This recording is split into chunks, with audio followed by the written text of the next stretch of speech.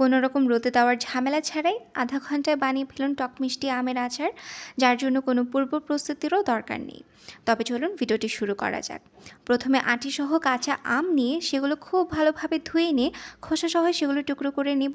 এবার একটি কড়াইতে পর্যাপ্ত পরিমাণ সরিষার তেল নিয়ে তাতে দেব বেশ কয়েকটি শুকনো মরিচ, 7-8 কোয়া রসুনের কুচি ও 2 চা চামচ আস্ত পাঁচফোড়ন।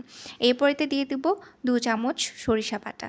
সামান্য নেড়ে নিয়ে এবার এক এক করে দিয়ে দেব 1-1.5 চা চামচ মরিচের গুঁড়ো, 1 চা চামচ হলুদ গুঁড়ো, 1 চা চামচ আদা ও রসুন বাটা।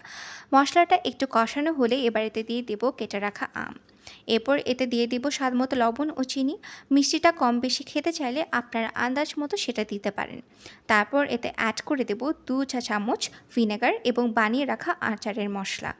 আচারের মশলার উপকরণগুলো আমার আগের ভিডিওতে দেওয়া আছে, চাইলে সেখান থেকে দেখে নিতে পারবেন। ভিডিও লিঙ্ক ডেসক্রিপশন বক্সেই দেওয়া থাকবে। এবার মশলা সমেত আমগুলো ভালো মতো নেড়ে নিয়ে নরম হওয়া অবধি রান্না করে নিলে আচার রেডি।